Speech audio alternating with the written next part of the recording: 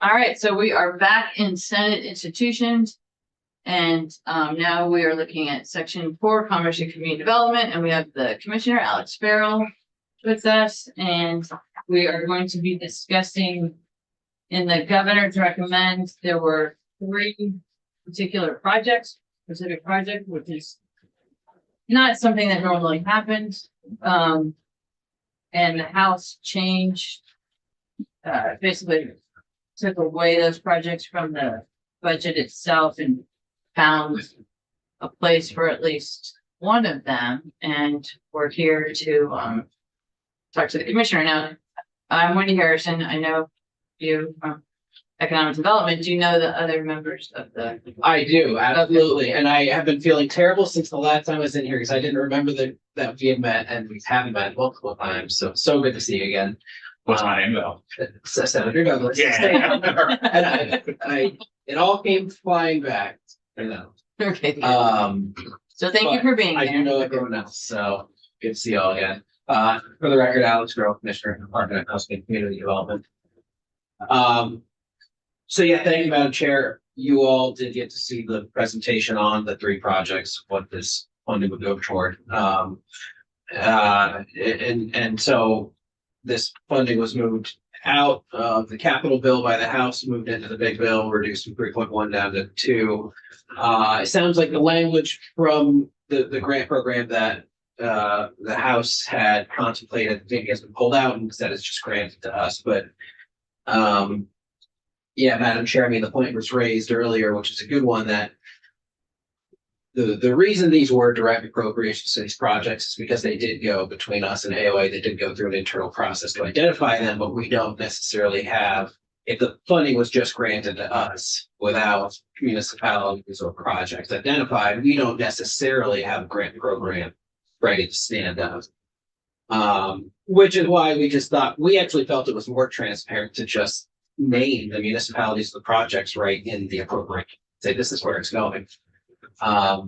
So I mean, really, that's our preferred route, and it's also just going to be a quicker way to get the funding to these projects. We would have, to be clear, ACCD would still have a grant agreement with the municipality, so we would still oversee that. We would ensure compliance, and it would just be a matter of the agreements between us and the municipality. Municipality would oversee the appropriation to the project.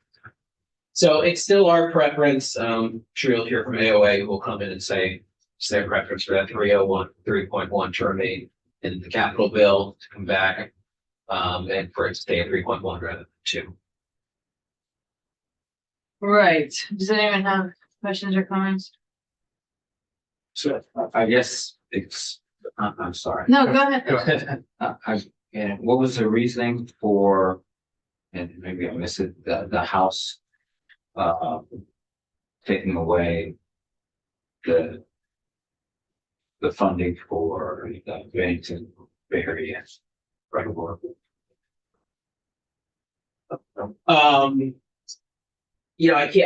They offered a few different concerns. I think really what it boiled down to is they just weren't comfortable funding housing out of the capital bills. I think feeling like it was outside of their wheelhouse, and the concern that I heard them express was, what if more people come knocking?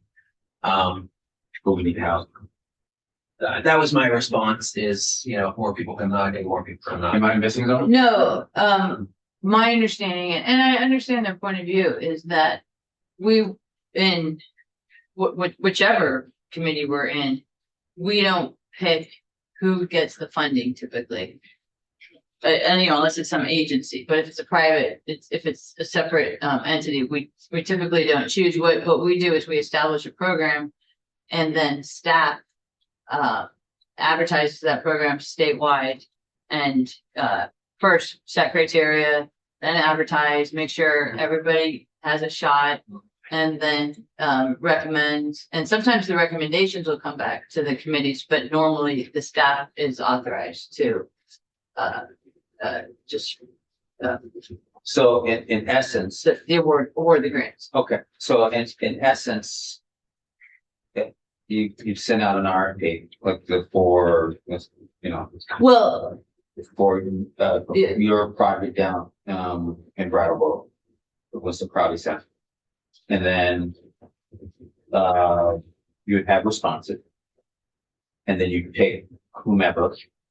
And then they would, if that's the, you were just like, am I No, that's right. wrong? No, there are multiple programs, probably at least 10 for housing in the state, that different agencies handle. And so what we did in economic development in last session was fund those programs. And so the House was uncomfortable with 3 very specific projects.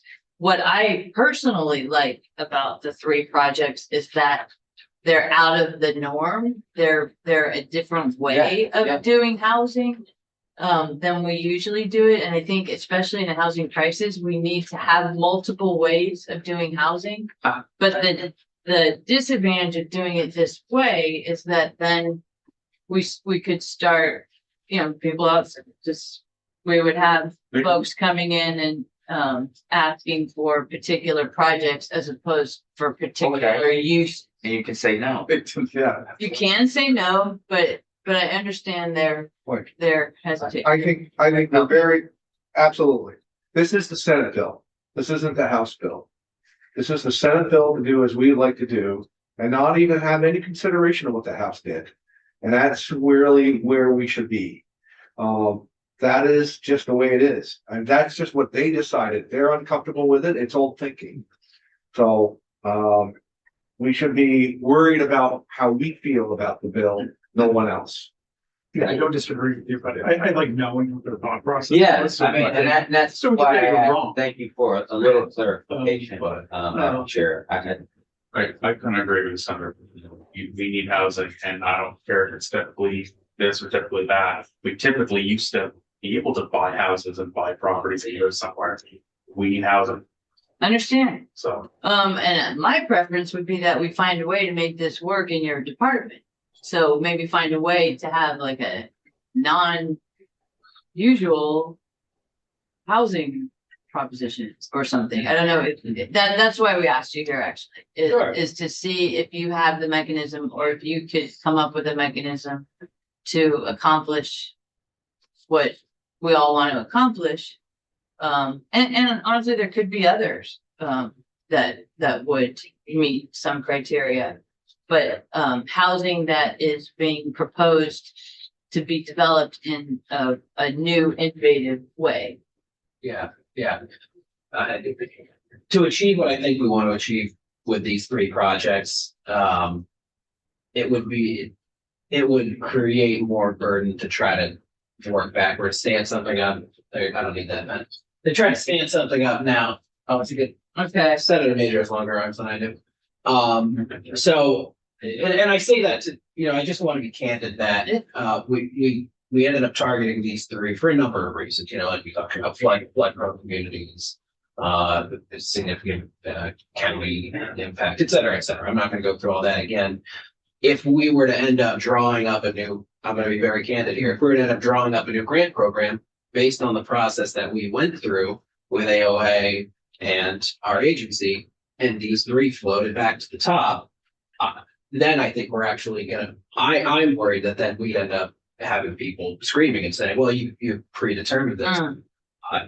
We would never do something to be underhanded or secretive, but we did go through a process, and I'd hate to now say, well, let's run this through a grant program just for the process. Okay, so you did actually have a process.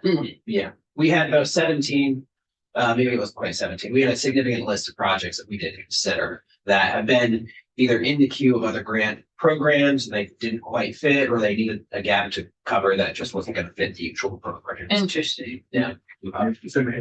Okay. So, I guess one question is just, did you testify to appropriations about what's in the big bill or anyone? Okay. No. So it looks like it reads $2 million general fund, the development of housing and related infrastructure. Yeah. And that's it. Mhm. So in terms of that appropriation for you, how would you deal with it? Yeah, I need to talk more, frankly, I need to talk more to our council. I'm sure there is a way. What I need to understand is what's gonna be required of us, to administer that in a way that meets all state requirements. Yeah. I think a clean, appropriation to the three that we identified, that makes sure everyone's on the same page. The legislature knows where it's going, the state knows where it's going, and we're not creating a situation where we now have to be very cautious about where this money goes, so. Okay, so part of it is making sure that it's in legislation where it's supposed to go. So that just administratively, it's a cleaner process from when it's appropriated. And I know I can sign a grant agreement in good conscience with these municipalities. The other question I had is just in terms of there's 3.1 million, then the recommendation down to 2 million. And we had heard that essentially one of the projects was not ready to go. Does that ring a bell? I still haven't found out which of the three projects is I'm, got the short straw, I guess. yeah, I'd be curious which of the three projects, so what I can say is the one that's basically about to start is Ben High. This is the funding they need to do sort of the final piece. They can close, but then they have basically no contingency, and you can't, the project would basically stop right when it started. The other two are shovel ready, but not, they're not actually gonna be starting this month. They might be, I think, Prospect Heights might be looking at fall stars, something like that, because that's a road or, access road water. As far as Winston Crowdy, they already have done a fair amount of fundraising, so I couldn't say where they're at, but I don't think I'm guessing it's one of those two. I'm guessing it's either Prospect Heights or Winston Crowdy that someone could refer to. I wouldn't say that they're exactly far off, though. I mean, this funding comes through and they're ready. Then you can do it within the year. Yeah. And then just a question about what would be funded would be to, the towns, not to the developer. Right, yeah. Yeah, we would be signing a grant agreement with the town. Now, to be clear, Ben High is being developed by a private developer. The town is a significant leaseholder in the project and will have space and do programming in the building. So that's the town's stake in the project. So it is a private developer that's developing the project. Well, I think in all of the cases, it is. Well, Winston Crowdy is a nonprofit. The funding for Berry City will actually be the town itself utilizing that funding because it's gonna be municipally owned roads and wastewater. Okay. I'll be right back. Okay, sorry. I'm sorry, Go ahead. I'm having one, can we still get all three done with 1.1 less than? I'd have to talk to the projects more, Ben High, I think would have a real hard time if they didn't get $1 million. The other two, I don't know. I'll tell you the one I'm concerned about is Prospect Heights because of the amount of federal funding they got. We need to match it with some state dollars because they're just hitting that cap on the federal that they could take. I'm sorry, man, I'm sorry. I mean, and these aren't in my district. I don't care where they are. We need housing across the state. We need workforce housing. And I'm incredulous that this was taken out. There is no reason for this to happen. And I'm just, we talk about bureaucracy and this is exactly what that is. We've got shovel-ready projects ready to go. One already started and I'm disappointed to say the least. I don't want to undersell too the 120 daycare spots at Ben High and the 20-something job created permanently as a result of that programming. No, and that project has had a lot of, been a lot of effort going into that project just to get stacked together, the financing stack. I mean, it's, yeah, And it's not for, it's, you know, because we've had this discussion many times. It's a complicated stack and it's a lot of money. And it's not just because of this building. This is about saving Bennington right. and a rotting parcel in the heart of their community that is gonna be incredible. for them. Oh, it's And historic it is like school, we're yeah. reinventing the wheel either. Gus Sealy does this all the time. I mean, it's the same, and we're not reinventing the wheel. We're not going out on a limb of well, what happens if it fails, right? We're not. I mean, we do this all the time. PHCB has significant money in the project. Absolutely, yeah. In all of them, I think, right? But not in the Brattleboro one, I know. You know, I'm not sure if they have money in Brattleboro because that's not gonna have perpetually affordable housing. That's gonna be a range of low to mid housing. I just, and I'm sorry. No, I understand, and. I just, to, Senator Plunkett's, thought process, I would want to know, I mean, maybe I'm missing something. I literally, maybe I'm missing something, because I don't understand it. And so I at least want the thought process of why the House came to this conclusion. And I don't want to out of hand just say it's the House.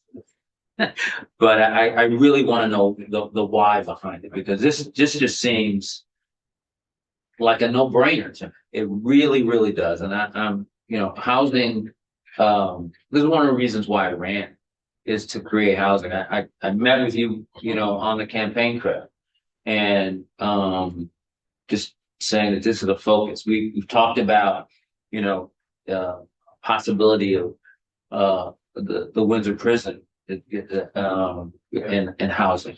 We need housing in every municipality that we have, and we have shovel ready and it's just, I'm just disappointed. I'm disappointed that this is what we go to, and this is why our constituents go, what the heck is going on? Because of this and because of delays. So I'm, well, you know, heist. Okay, well, we will discuss it. Is there anything, okay, go ahead. I mean, I agree with Senator Major. I think we should put it back in, and I agree with Senator Ingles. The House can do what they want. But I do have one question for Alex. If we do put it back in, is there any possibility of turning any of these, but especially the Bennington one, into a project like Newport City? I think it's worth looking at Newport, especially. See, you've started that process. Yeah. Yeah. I'm gonna be up in Newport next Oh, week. Gus Sealy does the same thing. Mhm. He Well, just does. and we heard that you did have 17 or so projects that you were looking at too. Yeah, that's right. Yeah, flood prone communities was our priority this time, you know, Okay. Yeah. All right, is there anything else you think we should know? I think that's all I had, Madam Chair. Thank you. Thank Appreciate you. you coming in on such short notice. Thank you, Al. Really. Yeah, and I apologize for being a jerk. No, no, you have an opinion. That's what your people elected you for, is having an opinion and Your sharing people? it. Just Did you, You have people? I'm a little jealous. I got, I want people. all right, I all right, we got it. Thank you. All right. I want people. Thank you. thank you. You have lots of people, right? Senator Ingalls. Senator Sam, it's great to see you. Good to see you as well. All right. Thank you. So Secretary, yes, we're ready, and thank you for your patience. Of course. Sorry to keep you waiting. Thank you. Cheers. And I'm joined online by Emily Bird. Okay, wonderful. Afternoon. I go ahead. Yes. So for the record, Julie Moore, I'm the Secretary of Natural Resources, and I am joined by Emily Bird, who manages our Clean Water Initiative program until Friday, at which point she will become the Water Investment Division Director, replacing Neil Hammond, who is now our Congratulations. Deputy DEC Commissioner. Oh, okay. So she's got two hats that she is wearing in this conversation today. Thought we could walk you through section 10 of the governor's capital bill, talk and provide hopefully some context around how capital bill dollars fit with our overall clean water investment strategy. And Emily, I'm sure, is capable of answering any questions you may have as the person who oversees the distribution of those funds. So if you want to jump to the first slide, we know that Vermont's waterways vary in quality. We have some that are many, I would say, even most, that are exceptional and require protection, but we do have a number of waters that suffer from excess pollution and require restoration. And chief among those pollutants of concern is nutrients and sediments. And those are challenging in a number of ways, but the most visible to Vermonters is that they can lead to cyanobacteria blooms or harmful algal blooms, which can result in beach closures and restrictions on recreational access. They are harmful algal blooms were also the cause of the water system disruption in the city of Toledo several years ago, where it impacted the quality of the water supply. And so this is an issue we take seriously, both from the recreational perspective, but also the public health perspective. The Department of Environmental Conservation at the Agency of Natural Resources has developed a number of clean water restoration plans that are referred to by EPA as TMDLs, or total maximum daily loads. And those are essentially pollution budgets. They are our best estimate of how much of a specific pollutant, in the case of harmful algal blooms, we're most often focused on phosphorus, that a water body can accommodate without any adverse effects. The goal is never zero. There's some amount of phosphorus that occurs naturally in leaves and other plant materials. And so we're not trying to get to zero, but we're trying to get below that level where harmful algal blooms occur. So there are two significant pieces of legislation that this body has passed over the last 10 years. The first was the Vermont Clean Water Act in 2015, which we sometimes refer to as Act 64. It included a number of new water quality regulatory programs that ANR and the Agency of Agriculture in particular were tasked with standing up, including everyone's favorite program, the 3-acre stormwater program, was directed by Act 64. It also created the Clean Water Board and the Clean Water Fund. The Clean Water Board has 9 members. I'm one of them, and there are 4 other members of the administration. Doug Farnham on behalf of the Secretary of Administration, Joe Flynn as Secretary of Transportation, Hanson Tebbets as Secretary of Agriculture. And I'm not sure, ACCD is the 4th or 5th agency. I'm not sure I know who their designee is at the moment. It's varied a little bit. I think it may be Deputy Secretary Tate Brooks. Was that correct, Emily? And then it also created the Clean Water Fund. Currently, the Clean Water Fund receives money from several different sources, including surcharge on the property transfer tax, unclaimed bottle deposits, and 6 points of the rooms and meals tax. And we may talk about that in a little bit more detail in a minute. And it also created some tracking and accounting and reporting requirements. Each year, Emily's team puts together a really comprehensive, what we call Clean Water Performance Report, that details where we are making investments and then the outcomes that are resulting from those investments. And if you haven't had a chance, happy to send around the link to that report because it's an impressive body of work. That'd be good if you could send it, because there's multiple reports, and I think I know the one you're talking about. But Sure. I'm not sure. Happy to. Thank you. In 2019, a second piece of legislation was passed by the General Assembly, the Clean Water Service Delivery Act. It clarified the purpose of the Clean Water Initiative that Emily currently leads and articulated the state's going commitment of $50 to $60 million annually to support the work needed to address water quality concerns. It also created a set of tiers in terms of how we make those investments and where the priorities lie in terms of the dollars available through the Clean Water Fund. So looking at all sources, this is for the current fiscal year. We receive a projection following the periodic meetings of the emergency board from the Agency of Administration of how much revenue we should expect to come in from the rooms and meals, unclaimed bottle deposits, and property transfer tax. And generally assume $10 million in capital bill funds will be directed to this work. In addition, sometimes we have extra money that falls to the bottom line. That is when our projections of Clean Water Fund revenue actually underestimate what we've seen, not unlike the waterfall money that is experienced in other parts of the state budget. And in our FY 26 budget, we have $7.5 million of one-time funds, including some amount of projected interest income on the clean water revenues that flow into our account each year. So we built a budget to the tune of $46 million. In addition to these state sources, we have been the beneficiary of considerable funding through the Lake Champlain Basin Program. This is funding that was put in place by Senator Leahy prior to his retirement.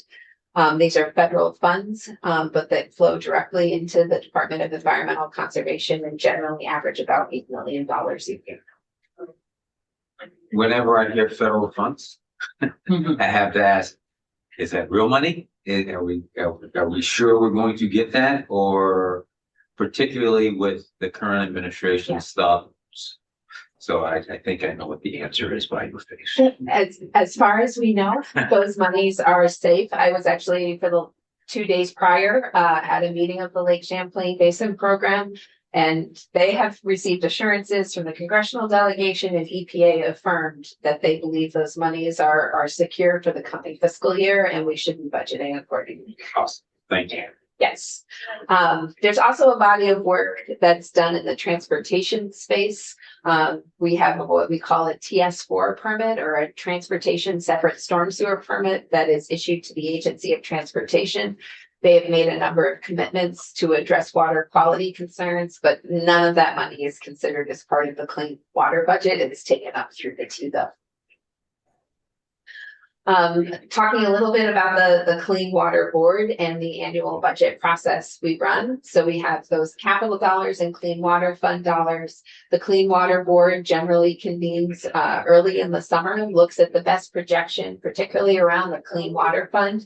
And then we sort of turn it over to an interagency team that looks across the entire portfolio of clean water work, stormwater runoff, wastewater treatment, agricultural water quality, natural stormwater practices, or natural infrastructure, wetlands and floodplains, and brings back to the board a set of recommendations about how to allocate the resources we anticipate will be available. We then go out for public comment and get a lot of feedback from the public about whether or not the proposed allocation put forward by the board matches their expectations. The board reconvenes, takes that input into account, makes any adjustments they feel are appropriate, and ultimately sends forward a draft budget proposal to the governor, usually in November or December.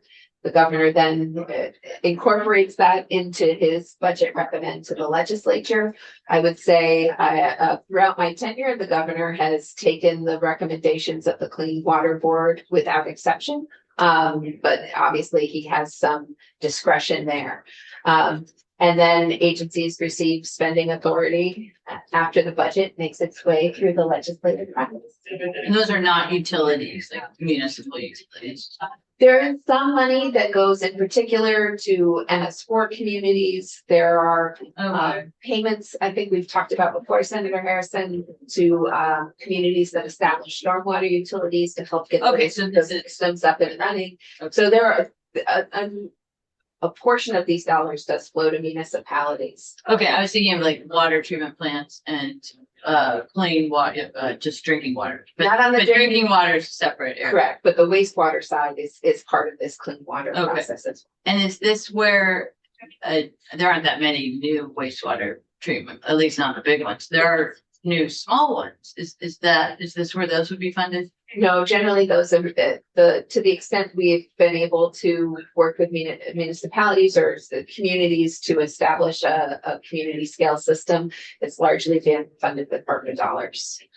There is some state revolving fund money occasionally, but generally their funding stack goes first to ARPA, second to USDA rural development, and then SRF tends to be kind of the lowest, hold the lowest value for municipalities at that much smaller scale. Okay, so actually, let me just, because I promised I would connect. So here, wastewater with housing, Yes, because there's a real connection. there is, absolutely. So can you just speak to that either now or in some other? Sure, I can touch on it briefly if you'd like. So we have a set of regulations when it comes to on-site drinking water and wastewater management, so wells and septic systems. That rightly requires a minimum separation distance. You don't want your well pulling water from too close to your septic field. The practical effect of that is half-acre zoning, in that we can't really get much smaller than that and maintain those necessary separation distances between wells and septic systems. And so in some of our historic downtowns and village centers, where there currently is not a municipal wastewater treatment facility, which is over 100 of them, it can be a real challenge to do any sort of redevelopment project, whether that's adding an accessory dwelling unit, converting a vacant storefront into a cafe, other uses where you would see an increase in water and wastewater demands. And so part of what we've done with some of this ARPA funding is what we've termed the Village Wastewater Initiative, but looking into those village centers where there isn't community scale wastewater treatment and helping do the work to see if one of those systems can be brought online. We've had success advancing projects in Wolcott and Waitsfield, and in Montgomery. We have several other that are in the queue and hopefully will move forward. And unfortunately, a few that sort of fell apart during the process. But we know that having that capacity is really important to keeping our village centers vibrant. And Senator Ranger, we're talking about the connection between water, wastewater, and housing. But we had programs before ARPA. We did. I don't. Beyond, there was a community scale wastewater system built in Warren in maybe the late 90s or early 2000s. There was a community drinking water system and a smaller wastewater system built in Waitsfield. But those projects have been, frankly, they don't pencil absent the ARPA grants. ARPA has allowed us to cover much of the capital costs. And so then user fees can be used to cover the ongoing operation and maintenance of those systems. But if users were expected to cover the full capital cost plus the ongoing operation and maintenance, the rates would quickly become unaffordable. So how are we going to pay going forward when we don't have it? We don't have a good answer for that. So that needs to be on our list. It's been a challenge and it will remain a challenge post ARPA. Okay. And water and wastewater, or is one easier than the other? We don't necessarily need both. Correct. We have more small public drinking water systems than we have wastewater systems. As I said, you need sort of half-acre lot. Well, if you don't have a well, then it's just what you need is a minimum separation distance between septic sites. So you can community septic. Correct. You can have a more compact settlement. It depends on the location, the soils. There's a lot of factors that go into it. But there are many more small scale public water supplies than there are small scale community wastewater systems. Okay. All right. So that's a hindrance to housing. Yes, it is a challenge. Okay. Thank you. And I'm sorry, forgive me, well, that would depend. I was gonna, the cost of that infrastructure. Yeah, it's very location dependent. Yes. What we've seen is obviously you're trying, these community scale systems generally are relying on soil-based disposal. And so how far you have to pipe the wastewater before you can take advantage of good soils is really one of the biggest drivers of cost. And I guess, throughout the state, that's why I would love to push rehab of in the housing we have, as well as, I keep going back to the winter situation just because the wastewater and then clean water is already. Yes. I'm thinking. Yeah. Yeah, that's why VHIP is really good. Yeah, Yeah. agreed. Yeah. Agreed. So we move forward to the next slide. Obviously, the $10 million in capital bill is probably a primary interest for this committee. And can talk a little bit about what went into that $10 million or what's included in that $10 million proposal. I think section 10 of the capital bill is different than other sections in that it includes 3 different agencies and including 2 departments within my agency, whereas most other sections of the bill are agency specific, but this is where we aggregate clean water funds. The proposal for FY26 would have $3 million go to the Agency of Agriculture for water quality grants that are used to construct best management practices. So things like expanded manure storage, silage leachate collection systems and the like. An additional $4 million would go to the Agency of Natural Resources for municipal pollution control grants. Oftentimes we include in this match money for the Clean Water State Revolving Fund. Those are EPA dollars that we need to provide $1 for every $4 we pull down. We've had some extra money last year, can talk a little bit about why that was, but we're able to use that to make our Clean Water SRF match in 26. So really all we are asking for in this instance is these municipal pollution control grant dollars. And we have a set of criteria that allow municipalities that are putting forward a big project to be able to work through and understand that they will get some amount of effectively loan forgiveness through these municipal pollution control grants for their sewer projects. Hold on, just one second. Yeah, and those programs are great. I've been in towns who use the Scott Moore has a question or a comment? Okay, Secretary. Good afternoon. Again, for the record, Scott Moore, Joint Fiscal Office. Just for following along with the slides versus our spreadsheet, Secretary, my apologies for interrupting. Mechanically, the line number she has listed in her slides refer to the original spreadsheet given to us by the governor. So if you're looking at our current spreadsheet, the line numbers are going to differ a little bit. Don't let that throw you. Thank you. The dollars don't. The dollars are the same. Yeah, The dollars good. are the same. That's helpful. Just to make sure if you're wondering why she has listed 95, or for us, it's on line 87. It's just the mechanics of adjusting things when we added the House recommendation and the Senate recommendation. I took off some blank lines to fit everything in. So I didn't want people to be confused. The Secretary, my apologies for it. Yeah, thank you. The next line item is forest access roads. So as you may know, ANR owns about and manages about 370,000 acres of land on behalf of Vermonters, and included in that is about 600 miles of roads. We hold ourselves to the same standards that we hold municipalities and the transportation agency to. And so this allotment of funding helps us implement water quality BMPs on forest roads. And then the final allocations in section 10 are to the Vermont Housing Conservation Board. This is work they have been engaged in for a considerable period of time. I think it probably predates a lot of the genesis of the Clean Water Fund related to agricultural water quality and land conservation. But we track those dollars as part of our overall state clean water spending because they are absolutely germane to the work. The other unique piece going back to the Clean Water Board is that we only recommend 1 year at a time of capital bill appropriations. And so we have a placeholder for the FY27 Clean Water Board recommendation, and we'll come back to you with a similar proposed distribution of funds next year. And that's just the way we've operated so that the Clean Water Board isn't trying to advance one part of the budget without full knowledge of what exists from those other clean water fund sources. And it's at least from this biennium and last biennium, the proportions are similar and the dollars are similar. Correct.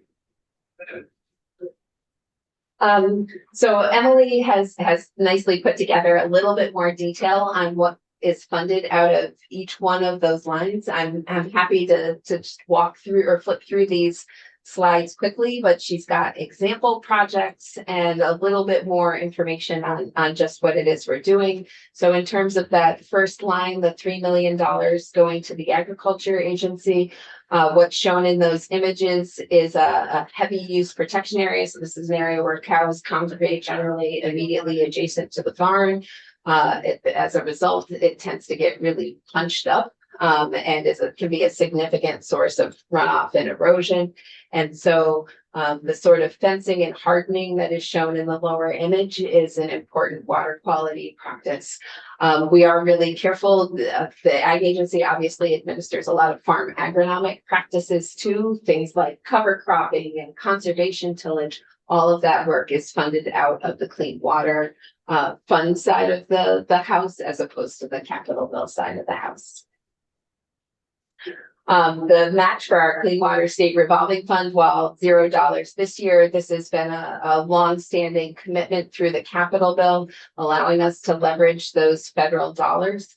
Our Clean Water SRF, as I suspect you all know, provides low interest loans to municipalities, and to the extent dollars remain available, private entities to support wastewater treatment plant improvements, combined sewer overflow remediation, stormwater treatment, and we have more recently been able to help fund or provide bridge funding for some natural resources restoration projects.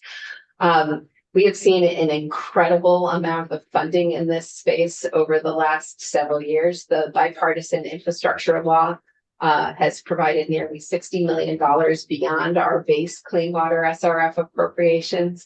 And the timing couldn't have been better. We are sort of we update our permits for wastewater facilities every 5 years, and had a lot of kind of pent up need that communities are coming forward with, which is reflected in things like the $140 million town meeting day bond vote in the city of Burlington. I think a $30 million bond vote in the town of Shelburne, and a $30 million bond vote in the town of Middlebury. So we have an incredible demand for dollars right now out of our revolving fund. But there's $0 this year because you had so much recently, or what? So each year we get an anticipated appropriation from EPA. And then there's the congressionally directed spending process that's happening over here.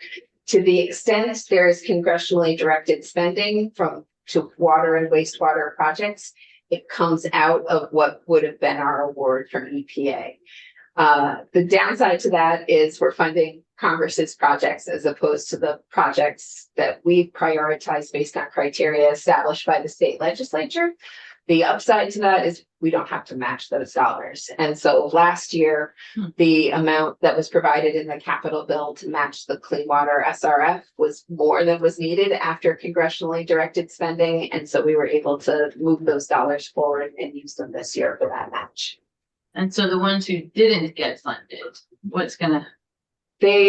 So each year, our water investment division builds what's called an intended use plan. And the intended use plan prioritizes all of the projects that have come in based on readiness and environmental benefit and a whole set of criteria.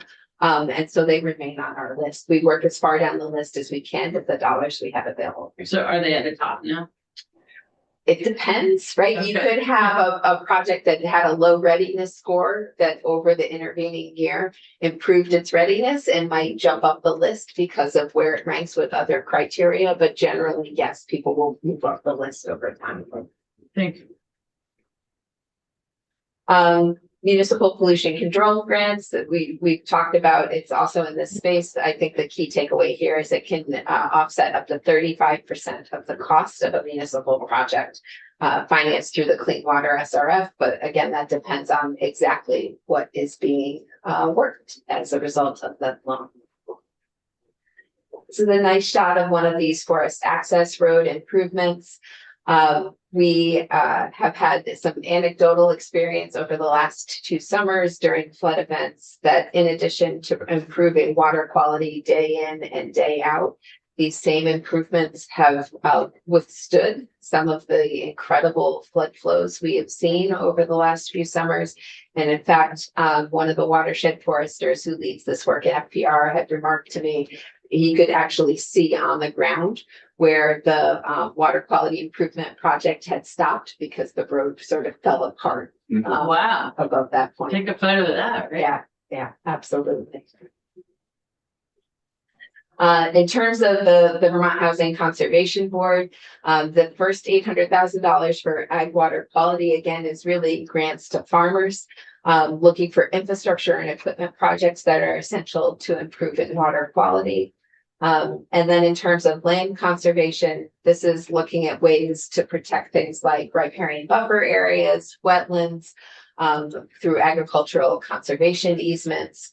And this is an excellent example here on the slide, the 615 acre Lily Ponds Highlands project, which was conserved by the Windmill Pinnacle Association. It's a high elevation headwater stream and it just includes all sorts of natural resources, high priority natural resources that we felt merited protection, and excited to be able to see that kind of work go forward in the protect the best component of our work. So here's a little bit more information on that Clean Water Initiative annual report. The links are there, so I guess you already have them. And then on top of that, there is an interactive dashboard that I encourage you to jump on. You are able to sort by watershed and kind of zoom in and get a higher level of detail if there's an area of the state you're particularly interested in, to be able to see the kinds of investments that are being made for our Clean Water Fund. I think that's the final slide. Unless That's it. All right. Thank you. So I don't know, Emily, if you have anything you'd like to add, particularly about the dashboard and the annual report that your team works on? Oh, sure. Yeah, we'd be happy to come in and give you a presentation on the performance report if you're interested. It's a really excellent resource, and it's been, I think we're on our 9th year of doing this report. So we have a pretty decent set of data to show trends in investments and outcomes over time. And it includes all of the investments made through the clean water budget, including the clean water section of the capital bill, but it also captures all the other investments made by the state to support clean water. So it's really comprehensive and helps to capture the full extent of the investment and what we're getting for that investment. And we've also been fortunate to have some of our federal partners like Natural Resource Conservation Service and the Lake Champlain Basin Program participate in this reporting process. So we're able to capture the results of those federal investments and marry that together with state investments to really get a more complete picture of our progress. And this is a really important tool, of course, to provide accountability to the public and to the legislature on the benefits of this public investment. But it's also a really important accountability tool that we use with the Federal Environmental Protection Agency to report back to them on our progress implementing the Lake Champlain phosphorus reduction requirements. And so every year they issue us a report card on how we're doing. And so far we've met the mark each year. But it's a really important piece of the accountability for that broader implementation plan to make sure that we're keeping the momentum and the focus and holding ourselves accountable to those goals. Yeah, so it's a great resource. Definitely encourage folks to reach out if you're interested in learning more. Claire Madden from my team leads the process each year, and she does a terrific presentation and would be happy to come back in. Thank you so much. Okay, that's great. The only thing I would add there is that our clean water plan is a 20-year strategy. So we are in year 9 out of 20. And as Emily indicated, I think that trying to maintain the focus and momentum, knowing that this is really that kind of long-term commitment is important. And these tools and tracking systems that Emily and her team have put together are invaluable in helping communicate the impact of these dollars. That's great. And we've been hearing from the conservation districts too about water and projects that they do. Excellent. Yeah, we're so fortunate in Vermont to have a really strong network of partners that are doing the projects on the ground. And we really try to invest in their capacity to do this work and tell their story, because we couldn't do this great work without them being the champions on the ground of it. So watershed organizations, conservation districts, regional planning commissions. Right, and river people, there's actually quite a lot. Yeah. Well, that's great, thank you. Any questions? It's a relatively similar budget to last year, so that's helpful. How much more, we can find this out, and unfair question. How much But he's gonna ask you. more- Well, just an idea, because you might know. How much more dollars of the ARPAs or whatever dollars that we've had that we have to have met for, are we set up for? Do you remember? So, And I just wanted to say also, and I'm sorry, but Secretary Moore was very gracious a couple of years ago when we ran short, and she actually came up with a plan to quote $4 million for us so that we could reach our goals and all that, a one-time deal, which she was very adamant about telling us that, which we were very thankful because we didn't have the $4 million. So we we're always appreciative of that. Thank you. Yeah. So the legislature in the waterfall, as part of last year's budget, created a $14.7 million reserve that's really to match the bipartisan infrastructure law. We have asked for the spending authority as part of this current year budget to be able to access those dollars and anticipate pulling down the rest of the funding that's available to us through EPA. And that should allow us to take full advantage of every dollar Vermont could potentially access. And some of that money was 14-1, at Correct. several different times. Yeah, and it depends on the Right, it was program. all- They were all going all over. Correct, but we, in that waterfall account, there is sufficient resources to allow us to fully pull down all of the dollars for Vermont under the bipartisan infrastructure law. Great, and we don't need to do anything this year or in future years. There's I think a line in the big bill that allows us to have that spending authority because the money was in a reserve account, but Okay. there is nothing beyond that is needed at this. Nothing needs to be appropriated or additional. Okay, good. Good. All right. Well, good news. So you said that was a one-time deal. Is it really a one-time deal? Yes.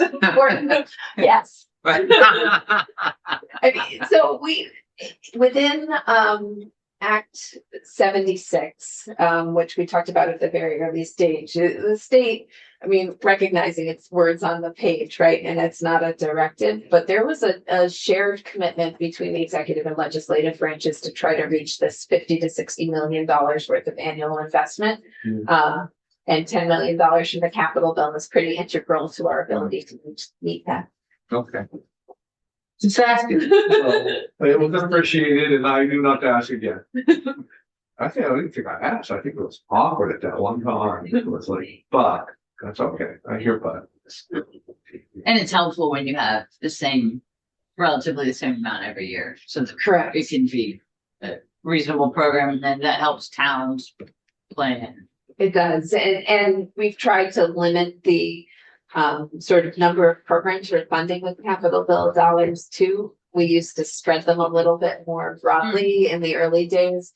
And this is just, I think it's a better system all the way around in terms of the conversations with the General Assembly, our ability to talk to partners about where the funding is likely to come from, et cetera. That's great. At the end of the year, it would be helpful to have just a list of what projects got funded, and maybe you already have that list because you. That is in this Clean Water Performance Report. Okay, great. So- Yes, if you can please, because I've seen the intended use, but that's a little bit more detail than we need. Sure. Probably a lot more detail than we need. This may, some of the roll-ups then in the Clean Water Performance Report Okay. may hit the mark because I don't know, Emily, if you have a sense for how many individual projects your team funded last year, but I suspect it's in the hundreds. Mm, I don't have the exact number, but that sounds about right. And we can definitely pull those data for you.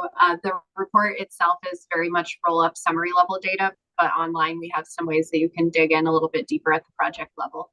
So I'd be happy to do that follow up. great, thank you. Okay. Yes, go ahead. Unrelated to presentation, Yeah. and you might not know if that's fine. Do you know anything about what's going on with the Montgomery project? Of big importance to the town, so I thought. Yes, my understanding is on April 1st, there were a couple of referendum votes. Both of them went in favor of the project, and so it is actively moving forward at this point. And they have the full funding stack they need to be successful. Great. Yeah. Thank I you very apologize much. Thank you. For trying to pick up. Thank you so much for having Thanks, me. Emily. And congratulations on your. Yes, promotion. congrats. Yeah, Thank you so much. I look forward to working with you all in the new capacity. Have a Great. good day. Bye. you too. Thank you. She's Okay, an absolute rock star. wonderful. You gotta keep them. Yes. All right. Anything else you think we need to know, or I think that covers it all?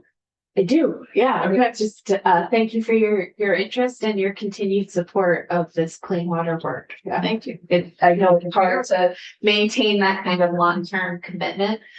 Something that's sort of slow and incremental progress, but we are making gains, and the work is really, at this point, I feel like we're at the performing stage, right? From the storming and norming, we're now really Right. performing and have excellent partners, as Emily said, that are helping ensure we're making adequate annual progress. Good, right, and there's a process that is understandable, people know it, and Yeah, one of two years ago, maybe it was last year, we received like 6 public comments, and that's down from hundreds in early years. And Emily and her team spent a lot of time reflecting about what did we do wrong. And I sort of said to them, I actually think it's probably something you've done right, which is we've created transparency and accountability, and people feel like they understand our decision-making criteria, how we're prioritizing the work. And so it doesn't demand their attention in the Interesting. same way it had in the early days of the program. They did do it, to their credit, they did an incredible amount of work trying to do additional stakeholder outreach and engagement. We saw more input and feedback this year than we saw that year. But I do think that is a reflection of just the quality and the caliber of the data that they're producing and making broadly available to people interested in the work. that's great. Thank you. Thank you. Okay, committees. We need to make some decisions soon. It's 4:15. Who's We're doing looking- what? Is that what you? No, not the who's doing what, where we're Thank you. gonna end up. Thank you. very much. Where we're gonna end up on the budget. I think I'd like to do that tomorrow. Unless you guys feel ready to just start, coming to some final numbers. And Senator Harrison. Yeah, do you have a suggestion? My only comment is if you want to change numbers, we also have to make sure we have John Gray change the language. I can change the number in the spreadsheet very quickly, but he's gonna want to make sure he can write the correct. Right. And then we coordinate that. So Yeah, another piece to think about, any changes they could make. okay. And actually, we didn't talk about doing this today, so I don't think we should do this today. So we need to you do wanna it soon. Tuesday I- or Wednesday? today, but today I was told that they need some of the numbers now. Oh, The cash numbers. For the big bill. Yes, yes, but. This isn't something I think we should rush through, even though there is time pressure, but, I want to be responsible about this. So, well, do you have a suggestion? no, I was gonna say, I mean. I agree. I don't know if. John is available. Well, we have 2 witnesses tomorrow. That I don't think will take that much time. And it is Friday, but if we come here ready to make some decisions tomorrow, appreciate that. Can we So- do that? I think we can do that. So we, just so I'm clear, Mhm. so are we from 2 o'clock, is that what? Yes, or it could be sooner if we, This person, the other people that I emailed about the farm, it might also be here, unless you go around. So, well, don't they have an ask? yeah, And, The 145? yeah, yeah, Okay. that's how. Yeah, Along yeah. with the conservation district. I guess my feeling on it is I don't necessarily want to rush through it, and I want to have it and have it accurate. mhm. And so I'm honest thinking that we should. Yeah, I hate to say it's go on Tuesday, so we have that time. Yeah, and that's what I told you yesterday was that we would actually finish it on Wednesday. It'd be nice to know if we got some inclination of whether we might be able to get some cash from next door as well, or whether we're just gonna shoot from the hip and act like we do. I think, and so you guys can think about this, we can talk about it tomorrow. I think we should do what we think is right in this capital bill.